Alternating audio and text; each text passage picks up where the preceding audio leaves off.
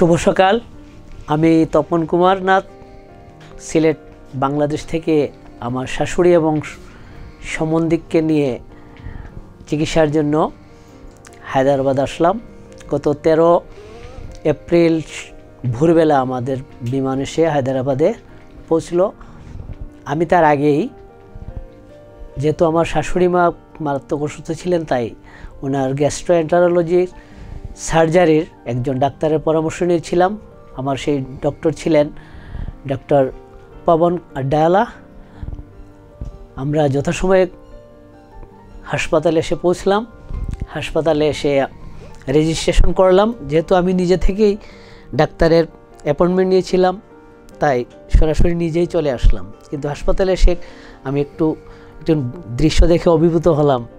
এখানে ভিন্নভাষীদের জন্য, বিশেষ করে বাংলা ভাষাভাষীদের জন্য যেহেতু সমস্যা হয়, কারণ এখানকার সকল ডাক্তারই ইংরেজি এবং স্থানীয় ভাষাতে দক্ষ, সাথে তাদের হিন্দি ভাষাতে কথা বলতে পারদর্শী।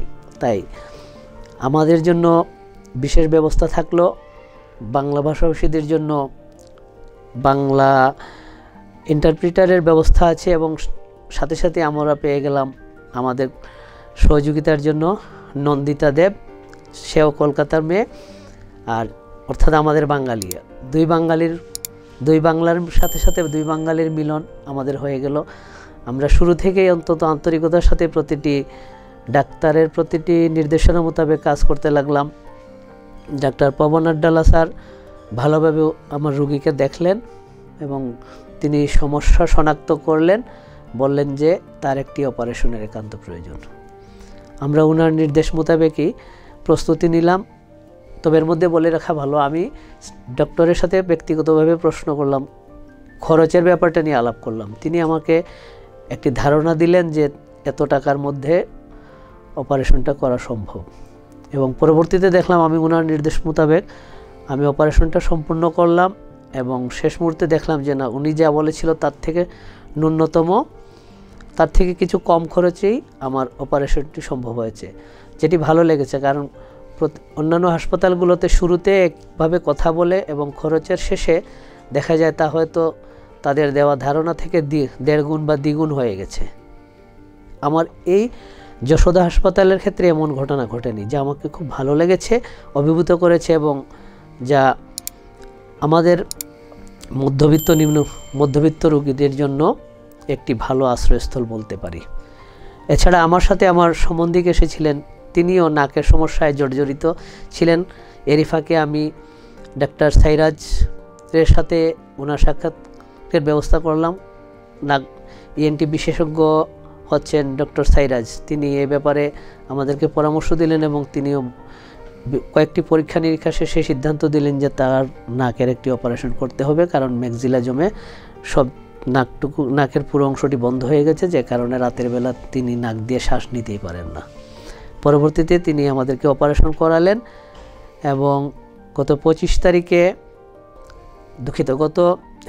তারিখে ওনার পুনরায় চেক আপের ডেট ছিল।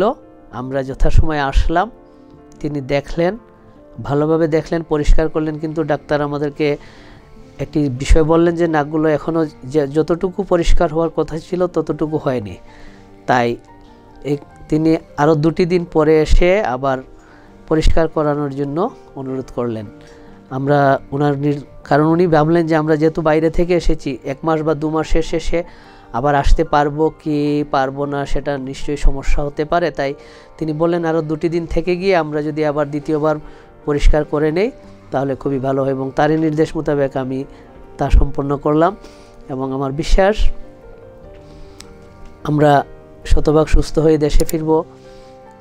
এরই সাথে আমি যেটুকু বলতে পারি, আমাদের যশোদা হাসপাতাল ওনারা ব্যবসা নয়, ওনারা চিকিৎসার জন্য হাসপাতাল হিসাবে আছে। যে কোনো রোগী আসলে অন্তত ভালো চিকিৎসা পাবে তার নিশ্চয়তা দেওয়া যায়। টাকার ব্যাপারটা হয়তো যেহেতু ওদের অত্যাধুনিক প্রযুক্তি ব্যবহার করে ব্যয়টা তুলনামূলক বেশি হওয়াই স্বাভাবিক। তবে কেউ যদি অসুস্থ রোগী নিয়ে আসে তাহলে রোগীকে সুস্থ করে নিয়ে যেতে পারবে, এটা আমি বিশ্বাস করতে পারি।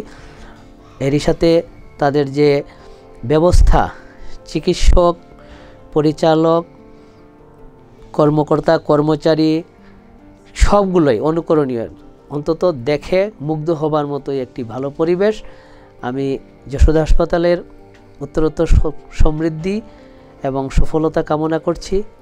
সবাই ভালো থাকবেন, আমাদেরকে ভালো রাখবেন।